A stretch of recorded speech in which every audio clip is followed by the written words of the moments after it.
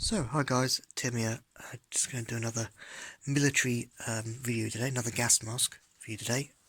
As you may can already tell. So just to say sorry for the lack of videos over the past month or so or two.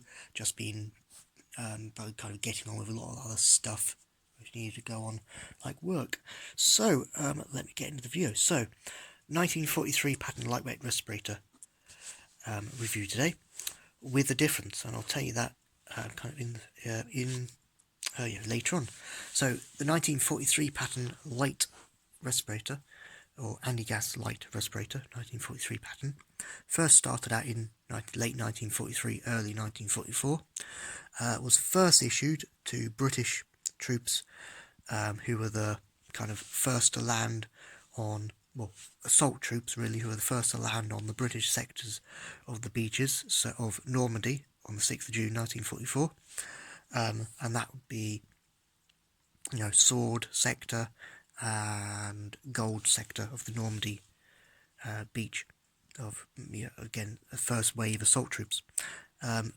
It replaced the Mark V General Service Respirator in being a light, portable, handy version that you can kind of, don't have a faff about with. It's in a smaller size haversack, it's in a better size haversack, and hasn't got any tube really connecting, a big long tube with another filter to connect to it, so it's not all awkward to have. There was plans by the time D-Day came around that soldiers who were left-handed would keep with the Mark V General Service Respirator, and people who were right-handed in the British Army would have the new gas mask. But that really kind of didn't take effect. But yeah, it wasn't just assault troops, infantrymen on the first waves. It was Royal Engineers who would carry them as well, and a lot of other people would, but it's again more common to see the first wave troops, British troops. This is on D-Day. So it's got your typical quick fastening kind of slider top, as similar to the Mark III Mark III 1937 pattern webbing basic pouch, which they had the lift the dot slider, and then 1944 and 1958 pattern ones carried that same feature as well. Your typical strap, essentially sling to hold it. The British troops would kind of wear them, as kind of a satchel type around the bandoliers fashion. They would either wear it like that, or if you flip it over, they would have the C-hooks, D-rings here, not D-rings, but clips, to be carried on the 1937 pattern webbing belt, if you so wish. Pockets on the side, here and here, for various things, ointment and everything. Not really ointment itself, but you get the gist. Pardon me, I'll just move closer. So lift the dot fastener. All the dates would be inside there. Light Mark II. This one's H and S. That's the company. And it's dated January through March 1943. The haversack is. And then you'd also get a pocket, which I'll find down here, that would hold your anti-gas ointment tin in there. That'll be where it is. So if I get a bit fiddly with one hand, if I get the gas mask out, here's the gas mask. So the 1943 pattern light anti-gas respirator here.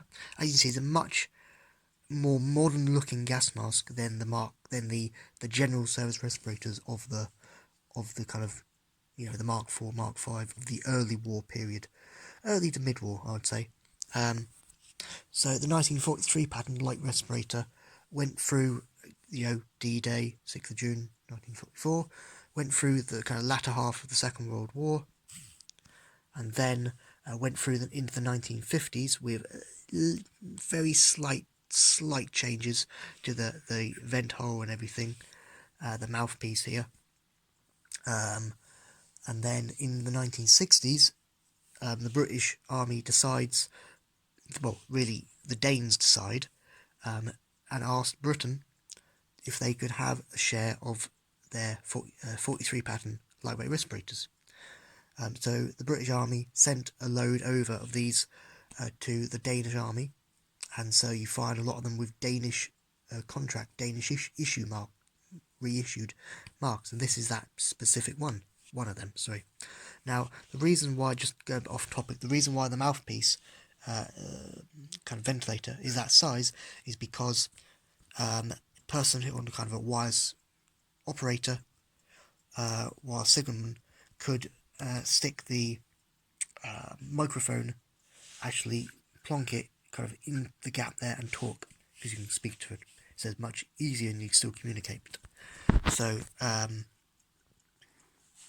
oh yeah, and before I go on, if you find the same 1943 pattern lightweight respirator gas masks in a sandy, kind of sand colour, actually painted on the rubber, that's the very rare Australian version of it, because the Australians had the same one but in deserty, sandy colour.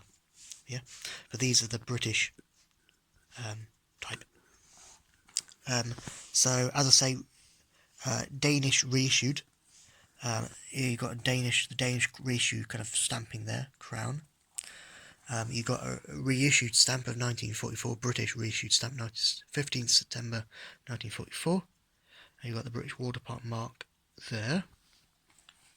And then you've got the another date there of 5, so May 1943.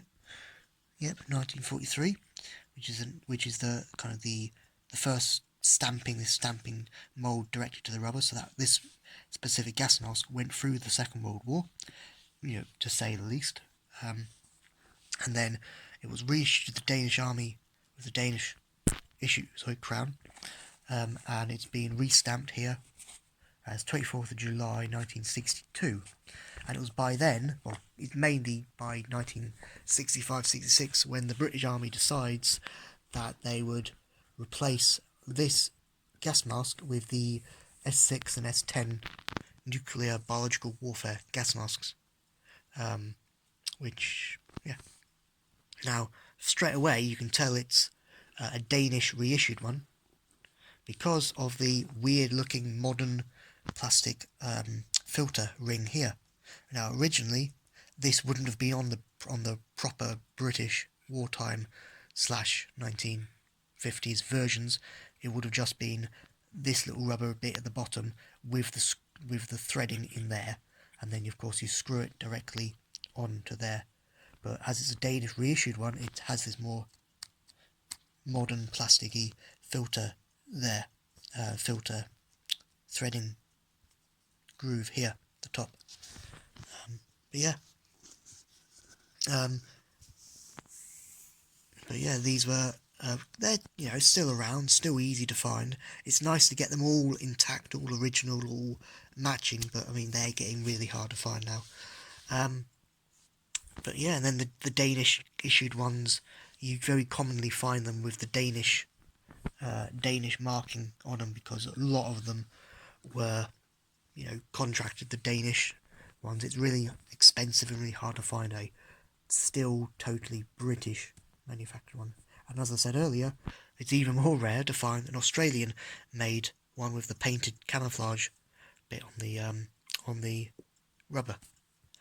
So right guys, that's just been a quick military review on the 1943 pattern British anti-gas light respirator, with a difference. It's with a Danish contracted version, if you like.